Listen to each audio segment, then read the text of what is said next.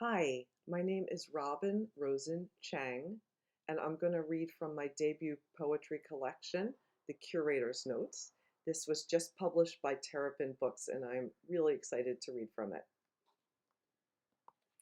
I'm going to start with a poem called When My Husband Says Something About Desire.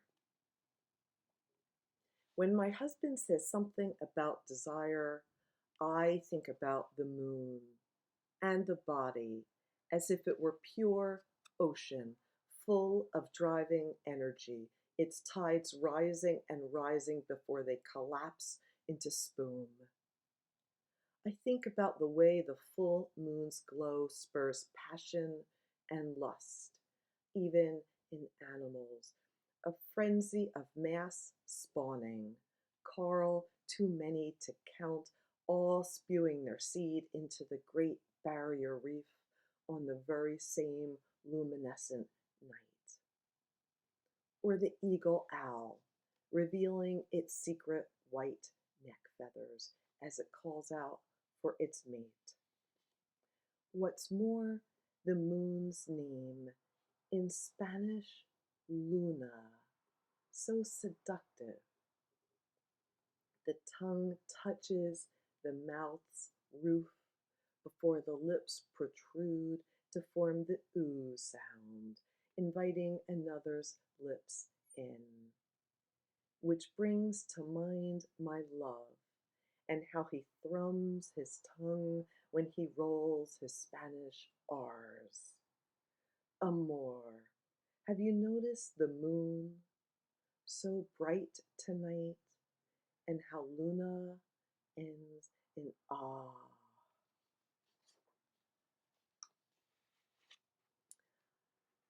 The next poem is an much older poem of mine, but I enjoy it. It takes the form of a conversation. A woman in the A&P asks me where I got my baby. He was dropped off aisle 9, international foods, eye level on a shelf between Goya and La Choy. How funny, but really, somewhere murky and lightless. The bottom of the Pacific, the Mariana Trench, prehistoric hinge-jawed fish idling blindly by. He couldn't breathe, his lungs suspended in his tiny chest, waiting for oxygen to ignite them. She rolls her eyes. I thought maybe you'd been on a waiting list. No wait, I found him at a laundromat, naked on top of towels still drier hot. So hot they hatched him because he was an egg, a cracked egg, and they were 100% Pima, stacked to where absence turns blue. You know what I mean. Fine. The truth is, he straddled the red band of my aurora borealis, the reddest band above the neon greens. He surfed the wind, rode vaporous waves, a trail of sepia clouds flowed behind him. And in my next poem, I refer to a tropical fruit called a chirimoya.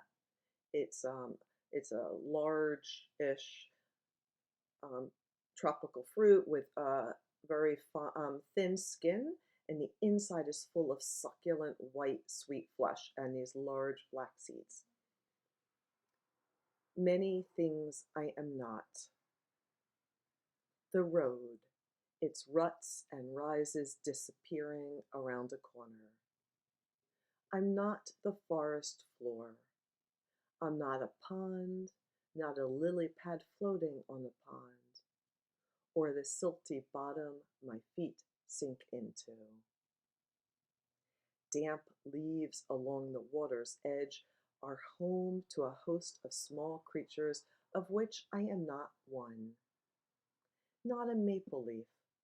No thing surrounded by points speaks of me. I'm not a speck of red from a pine needle prick. I love the flaky silver layers of mica schist, how they can be peeled away to reveal new layers. In this dream, a Mediterranean blue, on the chatter of wild parrots. I'm chirimoya, its sweet flesh swaddling seeds.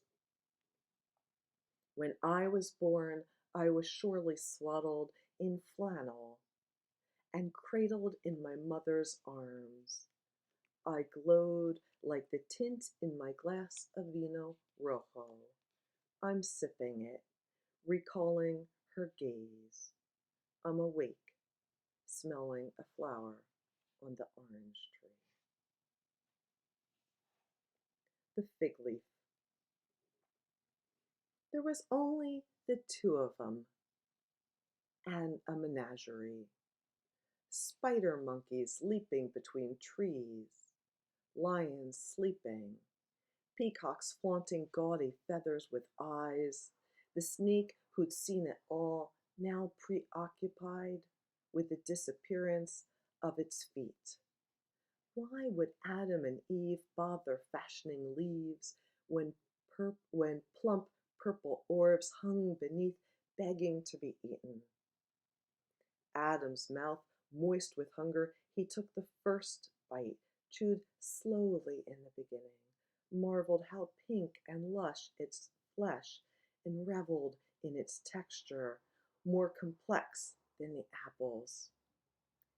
He devoured handfuls as Eve pondered why knowledge made them hide what gave them pleasure.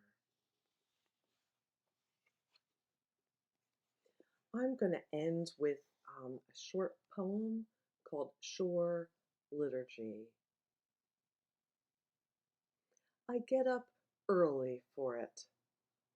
Sandpipers rushing to the surf, poking their long beaks in and out of the sand. Little sewing machine needles, until a wave churns and they turn, run, then turn again, run back to the swash, their skinny legs moving too fast for their pitched bodies. They repeat this ritual until it's ceremony. Scurry, poke, poke, turn, run, turn. Scurry, poke, poke, turn, run, turn. Or together lift off a pure silver cloud. Thank you so much for listening. Again, my name is Rosen Chang, and I was reading from the curator's notes published by Terrapin Books.